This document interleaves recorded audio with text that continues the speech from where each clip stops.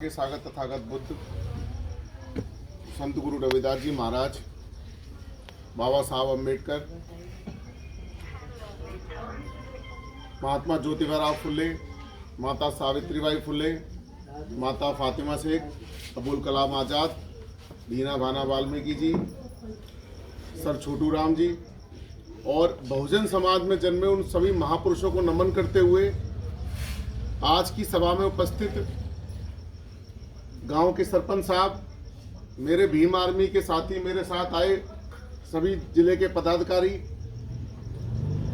सामाजिक कार्यकर्ता जांगड़ा साहब, राकेश जी, गौतम जी और इस सभा में उपस्थित मेरी माताएं बहनें, आप सभी को चरणों में नमन और आप सभी को क्रांतिकारी जय भीम, जय भीम, जय भीम, जय भीम, जय भीम। और आज आप सभी को मान्यवर साहब काशीराम जी की जयंती पर हार्दिक मंगल कामनाएं और आप सभी को साहब काशीराम जी की जयंती पर हार्दिक मुबारकबाद।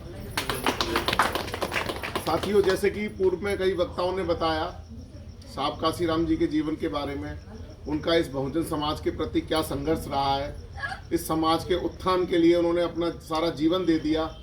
उन्होंने शादी तक नहीं की और अपना पूरा जीवन इस समाज के संघर्ष के साथ ही इस समाज के उत्थान के लिए भी।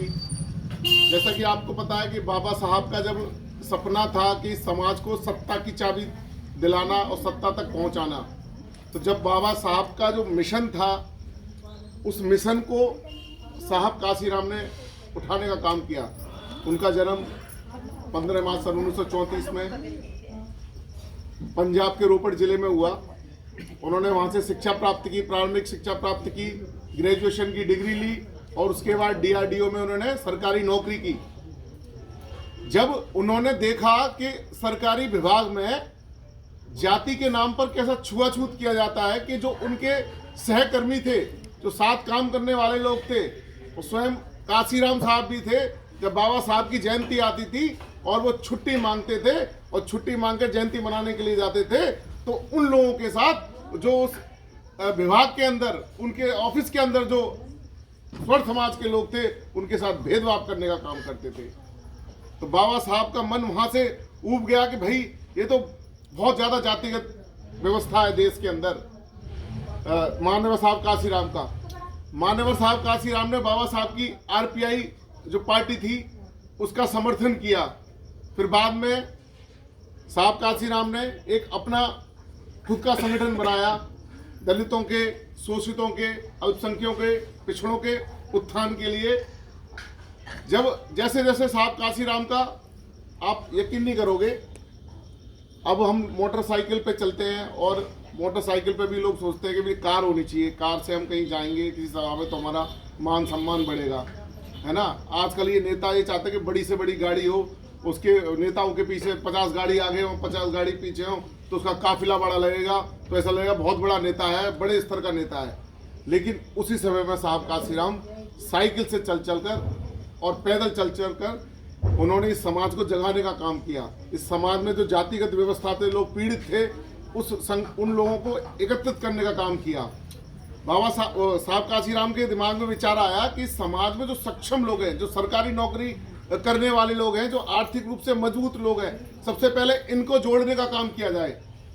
तो साहब काशीराम ने सन 1971 में बामसेफ की स्थापना की, जो Akhil Bharatiya SC ST OBC और जो कर्मचारी का जो संघ वो एकत्रित करके और एक बामसेफ नाम से संगठन बनाया। और साहब काशीराम की एक सोच थी, पे बैक टू सोसाइटी। जो अगर आप आर्थिक रूप से मजबूत हो, आप सरकारी कर्मचारी हो, सरकारी विभाग में काम कर रहे हो, तो आपको उसका योगदान अपने समाज को देना चाहिए।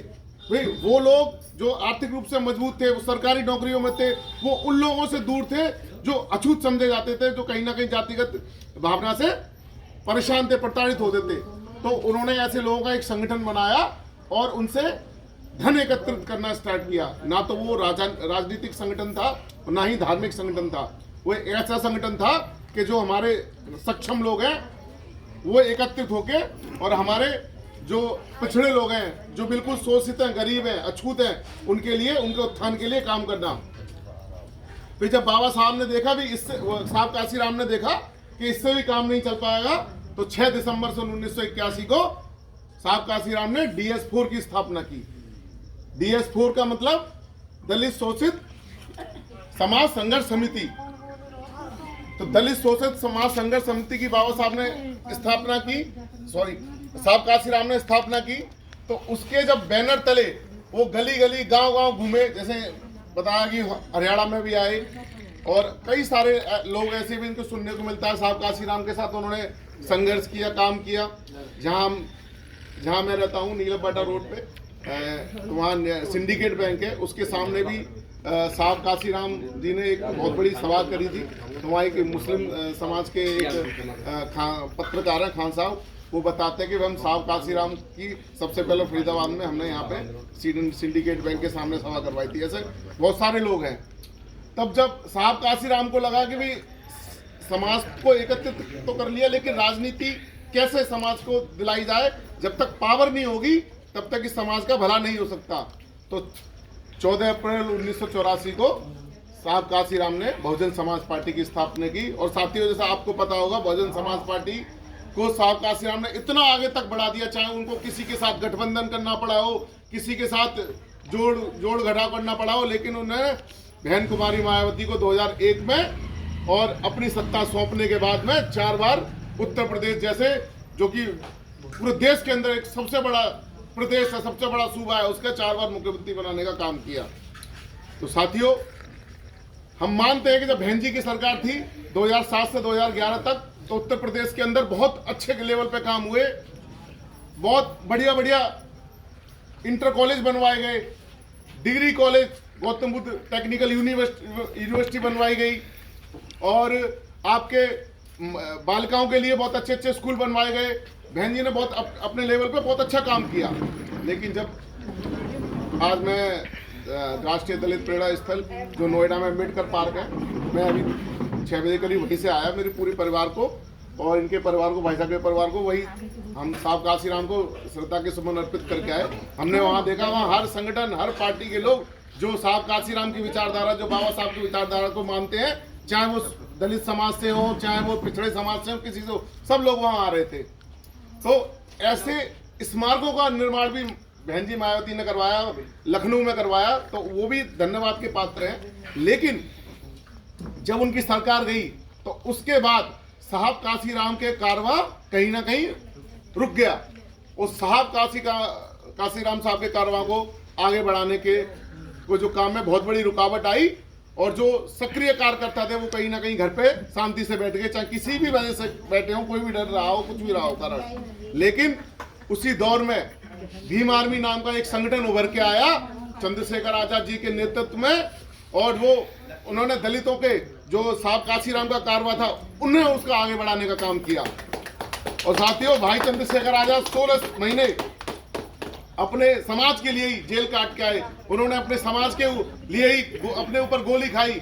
और वो बताते हैं कि भी जब जेल के अंदर थे तो उनको किस तरह से प्रताड़ित किया जाता था, खाने में पता नहीं क्या मिलाया जाता था कि उनकी स्वास्थ्य खराब हो, वो बीमार रहते थे, अच्छी तरीके से उनको चिकित्सा भी नहीं दी जाती थी। तो साथियों, आज जो बाबा साहब की जो विरासत को आगे बढ़ाने का काम माननीय साहब काशीराम ने किया, और माननीय साहब काशीराम की विरासत को आगे बढ़ाने का काम आज एडवोकेट चंद्रशेखर आजाद जी, भीम आर्मी संस्थापक और नगीना से जो सांसद हैं, वो कर रहे हैं। हम उन्हीं आज चंद्रशेखर भाई के सिपाही हैं, जो आपके गांव ददसिया में आज पहली बार आए हैं, आज साहब काशीराम जी की जयंती के अवसर पर। और हमें बहुत अच्छा लगा यहाँ पे आप लोगों को सुनकर। माता बहनें यहाँ इतनी जागृत हैं, हमारी ये छोटी छोटी बच्चियाँ इतनी जागृत हैं। मैंने बेटी के स्पीच सुने, बेटी तो उनके पिताजी को भी, उनके परिवार को भी धन्यवाद देना चाहूँगा कि बेटी जब तक पढ़े तब तक पढ़ाना। हमारे समाज में होता है कि हम जल्दी शादी कर देते हैं, तो उन विचारों को हटा के जब तक बच्चा पढ़ना चाहे तब तक पढ़ाना, और जब तक पढ़ेंगे नहीं तब तक आगे बढ़ेंगे नहीं। तो साहब काशीराम ने समाज को एक संदेश दिया कि जिसकी जितनी हिस्सेदारी उसकी उतनी भागीदारी। भाई हम 85% हैं SC ST OBC और माइनॉरिटी के लोग इस देश के अंदर, तो हमारी सत्ता होनी चाहिए ना संख्या के बल पे। लेकिन वो 15% लोग, हम 85% के लोगों के ऊपर और अपना राज कर रहे हैं और सदियों से करते आ रहे हैं। तो साहब काशीराम ने इसी चीज को बदलने का प्रयास किया और बहुत हद तक वो सफल भी रहे और बहन कुमारी मायावती जी को 4 बार मुख्यमंत्री भी बनाया। लेकिन अब इस कारवां को भीम आर्मी और आजाद समाज पार्टी और आगे बढ़ाने का काम करेगी और वो दिन दूर नहीं जब भाई चंद्रशेखर आजाद और उनके सिपाही, उनका संगठन, उनका जो राजनीतिक संगठन आजाद समाज पार्टी और भीम आर्मी जिस लेवल पे काम कर रही है, तो वो दिन दूर नहीं कि दोबारा से साहब काशीराम का सपना पूरा होगा, दोबारा से बाबा साहब का सपना पूरा होगा और उत्तर प्रदेश ही नहीं, हरियाणा में और भी प्रदेशों में भीम आर्मी आजाद समाज पार्टी की सरकार बनेगी। और जल्द ही मैं आपको विश्वास दिलाता हूं, अगर यही स्थिति चलती रही, इसी तरह से मेहनत चलती रही, तो बहुत जल्दी भाई चंद्रशेखर आजाद जी उत्तर प्रदेश के मुख्यमंत्री भी बनेंगे और फिर से देखो, फिर से हमारा राज स्थापित होगा। क्योंकि एक समय होता है कि जब हमारे समय समय पे हमारे महापुरुष हुए, तथागत भगवान बुद्ध से लेकर और बहन जी और भाई चंद्रशेखर आजाद तक समय समय पर ऐसे लोग आए कि जो समाज में कुरीतियां थी, लगातार समाज सुधारने का काम करते रहे। तो ये कारवां रुकना नहीं चाहिए। उसके बाद हम लोग खड़े हैं, हमारे बाद हमारे बच्चे खड़े होंगे, लेकिन ये कारवां हमेशा चलता रहेगा।